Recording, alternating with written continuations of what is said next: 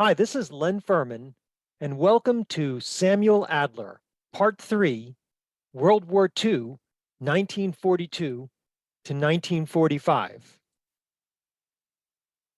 Aside from Sam's daughter Doris, most of us in the Adler family knew Samuel Adler as Uncle Sam. Those of us who remember Uncle Sam share something in common: precious recollections of a good man who led a great life and was an incredible role model. Even though it has been several decades since he has passed, his positive spirit continues to inspire us and sets a standard for living that is unparalleled among men today. I hope that just a little bit of this spirit can be conveyed to the younger generations of our family in this portrait of Sam Adler. And now a recap of part 1 and part 2 in Sam's early life. Sam grew up in this house that was on the giant Adler dairy farm in Franklin Park, New Jersey, near New Brunswick. His father died in the 1919 flu epidemic when Sam was just 17. His older brothers, Isidore and Harry, took over management of the farm, and the plan was for Sam to be the first one in the family to go to college so that he could study agriculture. But Sam decided to become an attorney. He went to New York Law School and passed the bar in 1925, and he established his own law practice in New Brunswick in 1926, as is detailed in this article that appeared in the New Brunswick Daily Home News on December 24th, 1925. Sam's daughter Doris discusses Sam's decision to become an attorney. He said, I decided at a very young age that I wanted to be attorney, which meant I would have to leave the farm because, Uncle Isidore worked very hard on the farm. Harry worked on the farm, and my father was going to leave. And when he told his mother he wanted to be an attorney, she said, go ahead, Sam, be an attorney, but be an honest one. And I think that had a great impact on him. Sam started out and immediately had success as an attorney. By 1929, the New Brunswick Daily News reports that he has to expand his office already. And the Daily Home News reports again 3 years later that he must expand his office again. And by age 33, in 1935, the New Brunswick Home News is reporting how the farm boy has risen to a prominent attorney, as we see in this article. It says, success story. As a farm boy, this man dreamed of someday making a success of himself in the professional world. All the odds were against him, including finances, but that didn't stop him from pursuing his life's ambition to become a lawyer. Samuel Adler hasn't reached the top of the ladder yet, but he is climbing fast and exemplifies the adage that where there's a will, there's a way. Now, while Sam practiced law in New Brunswick each day, he still went home to the farm each night in Franklin Park. Here we see him on the front porch of the park, of the Franklin Park home, with his mother Olga, his sister Bee. That's Sam in the middle with his hands folded, his brother Isidore, and a family friend. This picture is taken sometime in the 1930s. And now let us begin. Part 3, Samuel Adler, World War II, 1942 to 1945. On May 1st, 1942, the Daily Home News in New Brunswick ran a front page article with Sam's picture on the front page. It was announced that he had been nominated by the governor of New Jersey to sit on the state tax board. At age 40, in 1942, Sam was at the pinnacle of his professional career. He was a successful trial attorney. He was regularly reported on in the Home News in New Brunswick. And now he was being tapped by the governor of New Jersey for an important public servant role. But Sam is never sworn into that role because at age 40, he volunteers as an enlisted man in World War II. Here we see on October 6, 1942, the Home News reporting that Sam is being inducted at Fort Dix in New Jersey into the Army. Doris discusses Sam's decision to enlist. He was proud of so many things. He enlisted, he was already a successful attorney, and enlisted because he said not that many Jewish boys were going into World War II, and he felt that it was his duty. Before he leaves for the Army, a large farewell party is thrown for Sam with many speakers, as was detailed in this October 11th, 1942 article in the Home News. Sam made a short speech at his party, and the Home News recounts a joke that he told. It says, Adler was presented with a wristwatch by his friends as a token of their esteem. The attorney, known as one of the wittiest in the local legal fraternity, told the gathering he heard from a reliable source that lawyers, upon their induction, become bakers, thus giving them a chance to get their hands on some real dough. Just prior to leaving, this picture was taken with Sam and his sisters Gert and Bee. Gert, on the left, also enlisted in the Army for World War II at the age of 31.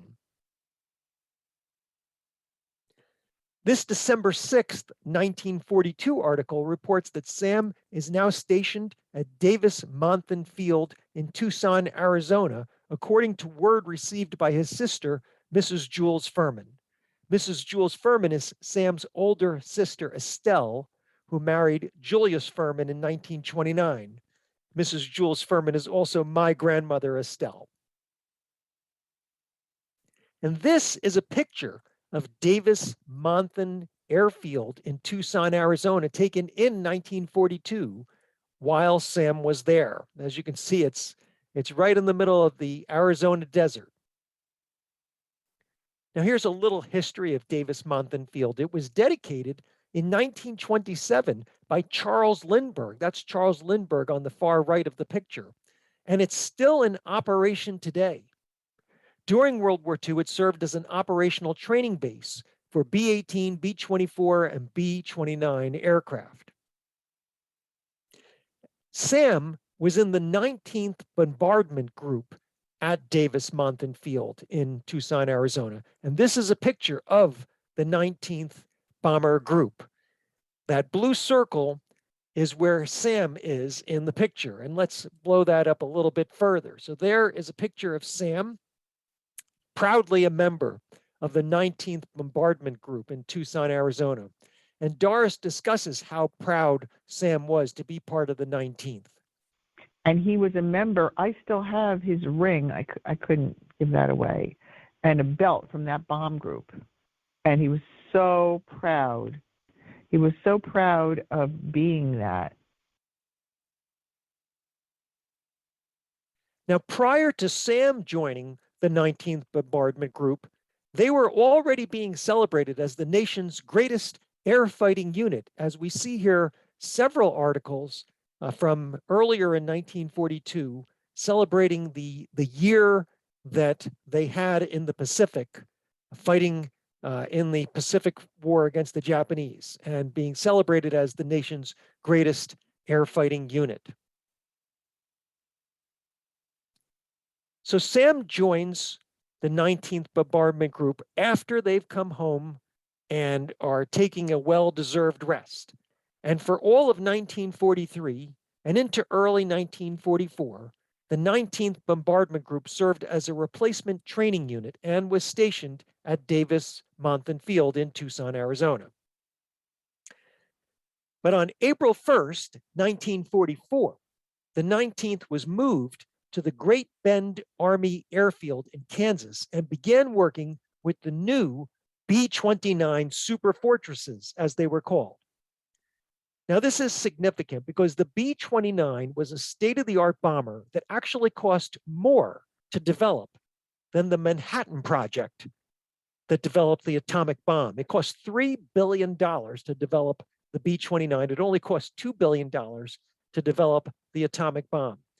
And the B-29s were the aircraft that were actually used to drop the atomic bombs over Hiroshima and Nagasaki, but that was done by a different bomber group. And in conducting further research for this documentary, I was able to determine that that airplane in this 19th bomber group in which Sam is pictured is actually a B-29. And here's another picture of Sam taken on an Army base during the war. We do not know when or at which base this picture was taken. Now, Sam also had the opportunity to practice law in the Army while he was stationed in Arizona. And Doris will tell a story about a case in which Sam defended an Indian man. And they shipped him down to, I think he was in Arizona, and they wanted him to be an officer and an attorney. And he actually got a murder case that he tried down there. He said a young, beautiful Indian man was accused by a woman of raping her. And the result would be the death penalty for that in those days. He tried the case, and he was able to win it based on, because she said she clearly saw him, and he was able to win it based on the fact, and he said Abraham Lincoln had tried a case based on this same issue, that there was absolutely no moon that night, and it was in a place that was completely dark. You couldn't see your hand in front of you. There were no lights there. And so there was no way that she could possibly have seen him.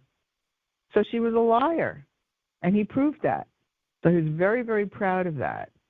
He had tried in his career, I think, 12 murder cases and got 12 acquittals. And that was one of the things that he was most proud of. Besides his service, he was very, very proud of his service. And a story about Sam practicing as an attorney in the Army appeared in the Home News in this article on April 12th, 1944. Now, this article came out after the war and also describes how Sam practiced law in the Army. It says Adler was specially assigned as counsel to several who faced Army courts for crimes that carried the death penalty as maximum punishment, but none defended by him lost their lives, although some received long terms of imprisonment. Here in 1944, the Home News posted an update on how Staff Sergeant Sam Adler and Private First Class Gertrude Adler were doing in the Army.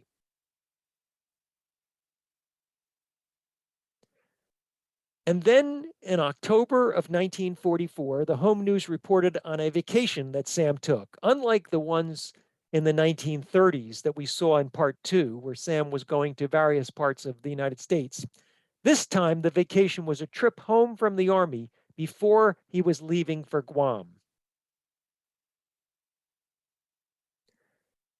And so in December 1944, Sam and the 19th Bombardment Group begin several months in Guam. Now, Guam is a small island in the Pacific Ocean. It is 900 miles north of the equator in the Western Pacific. It's nearly 4,000 miles west of Hawaii. Guam was a United States possession before the war. On the same day that Pearl Harbor was attacked in Hawaii on December 7th, 1941, Guam was also attacked. And the USA surrendered Guam to the Japanese a couple of days later on December 10th, 1941. Now, fierce battles were fought on Guam as the Americans tried to retake the island. The Second Battle of Guam was successful, and the Japanese surrendered the island in August of 1944. And this is what enabled Guam to become an air base for the United States because of its proximity in the Western Pacific. It was possible to fly missions from Guam all the way over Japan. And so this became a strategic location, and that is why the 19th Bomber Group moved to Guam and set up there in December 1944 after Andersen Air Base was completed. And Andersen Air Base on Guam is where the 19th Bombardment Group moved to. And here, Doris will discuss how Sam ended up on Guam. He didn't want to stay here and have a hotshot position. He wanted to be a regular enlisted man, which at his age, he was like in his 40s, and at that time of his life was just totally unnecessary. That's how he wound up going to Guam. Now, some Japanese soldiers refused to surrender when the Americans took the island in August 1944, and they went into hiding. In a very famous story that was published here in the New York Times in January 1972, a Japanese sergeant, Shoichi Yokoi, had been found on the island in Guam in 1972. He had hid for 28 years after the Japanese had surrendered. After he was found, he said, "My belief in the emperor kept me from surrendering and humiliating myself as a prisoner of war." When he was found, Yokoi did not know that the war had ended. And the article here in January 1972 describes how he and others hid in the jungles.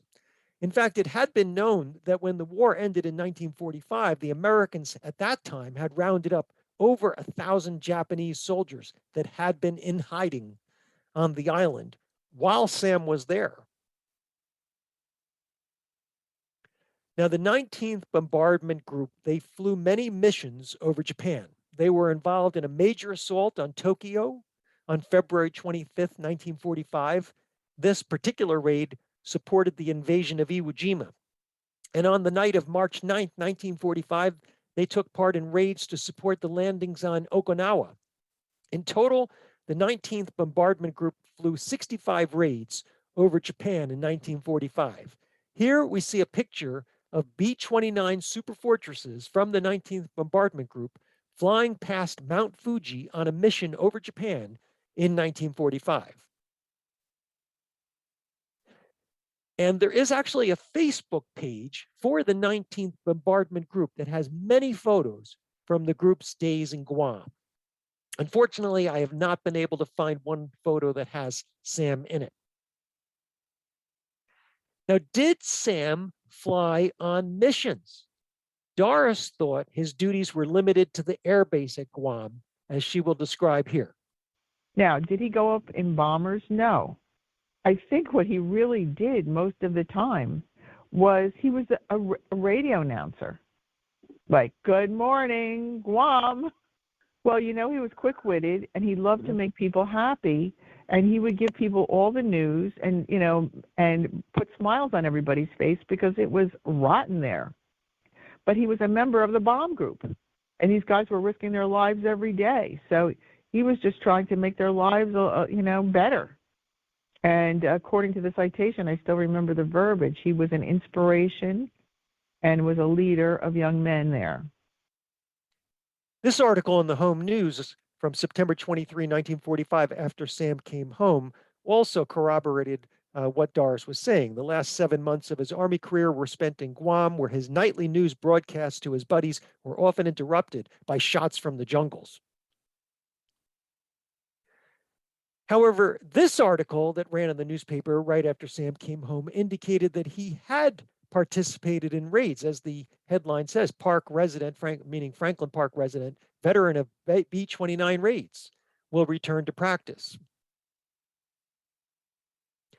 And this article also expanded further on the different roles that Sam played. At the bottom, it mentions the popularity of the New Brunswick lawyer was shown when members of his group elected him president of their organization, which supervised their entertainment and handled various problems in the Pacific theater of war. Sam also found time when he was in Guam to send a letter home to his 9-year-old niece, Sandy, in April 1945. And Sandy has kept that letter all these years. Here is a picture of that letter that Sandra Adler received from Uncle Sam in April 1945. In July 1945, Sam is finally on his way home from the Army. This article talks about how his mother, Olga, has just heard from him after he arrived in San Francisco. And Doris recalls stories about what Sam was thinking about while he was still in the jungles of Guam. He always used to tell this story. I decided when I was in the jungles of Guam that if I got home alive, I would get married. And then he would point to me and go, and this is what I have to show for it, which I always thought was very cute. This July 1945 article talks about how Sam was commended upon his leaving the service. The article continues on to describe all of the things that Sam did that earned the commendation. Doris actually has kept the letter, the original letter that Sam received for his commendation, and I'd like to read it to you. It says, dated June 3rd, 1945, 1. It is desired to commend you, Sergeant Samuel Adler, for the fine work you have done as administrative non-commissioned officer during your period of service with the 19th Bombardment Group and the fine spirit demonstrated in rendering this outstanding service. 2, you have made exceptional use of the wisdom and judgment that you had previously acquired to lead and guide younger men who worked with you. By your patriotism and devotion to your country, you have encouraged and inspired these men and many others, both officers and enlisted men.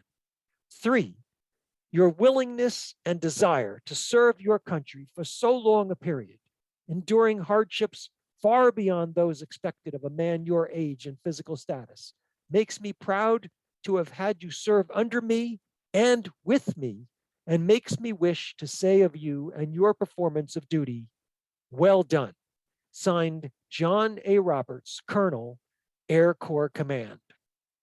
Doris discusses how proud Sam was of this letter of commendation. My father got a commendation from the service that he was in. It really, when I read it, I think I just like dug it up a year ago, and it made me cry because it was so beautiful. And this is a picture of Colonel John A. Roberts, who issued the letter of commendation and was Sam's commander the entire time he was in the 19th. He later rose to the rank of Brigadier General.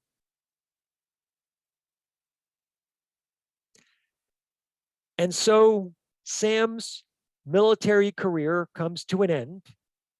On September 23, 1945, the Home News reports that Sam is going to be reopening his law office after 3 years in the Army. Long after the war, Sam continued to proudly serve as a judge advocate of the veterans of foreign wars, a role that provides legal assistance to the commander. Here, Sam is seen pictured with the veterans of foreign wars on December 26th, 1978 in the Home News. Now, sometime around 1985, Sam told me a story about how he had been at a 40-year reunion with soldiers in Guam. And the story was about a secret that he had held for 40 years. And I'm going to share with you my best recollection of that story during a discussion I had with Doris, who had never heard the story herself. He told me this in the early 80s, that he had just come from a 40-year reunion with soldiers from Guam. There was some kind of secret that the other soldiers were talking about. And your dad was surprised that they were talking about it because they had been under orders never to talk about it, whatever it was. And they were like, it's 40 years ago. We can talk about it now. But the big thing about the story was how your father had kept the secret for 40 years. And he kind of expected everybody else would have kept the secret and was kind of surprised that anybody else would be talking about it. Whatever it was, I can't imagine it needed to be kept secret in the 1980s. That demonstrated his character. Sam's war experience led him to deep philosophical thought about how all people might one day live in peace. Darsh shares Sam's war-inspired idea for an organization that he termed All Mankind. He was very, very philosophical, and he read about all the great philosophers, and he wanted to start an organization actually called All Mankind. He said, we all believe in the same thing, but all the wars are fought over the differences of, religion and beliefs, when basically we can be the same in terms of doing good things. I mean, he used to love to quote Hillel. You can summarize the essence of Judaism standing on one foot. Do unto others as you would have them do unto you. That's it. And that concludes part 3, Samuel Adler during World War II, 1942 to 1945. Coming soon is part 4, Samuel Adler, attorney, community leader, and family man, 1946 to 1969. Thank you very much for watching this video. I would love to hear any feedback that you have. Goodbye for now.